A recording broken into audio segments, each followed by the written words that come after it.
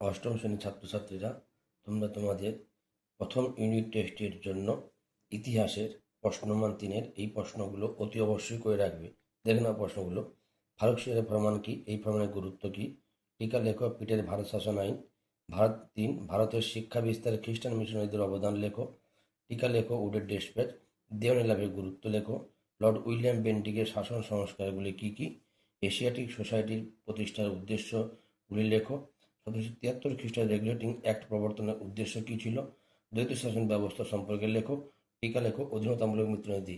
এই 10টি কোশ্চেন তোমরা করে রাখবে প্রশ্নমান 3-এর জন্য, এবং প্রশ্নমান 5-এর কোশ্চেনগুলো তোমরা দেখে নাও।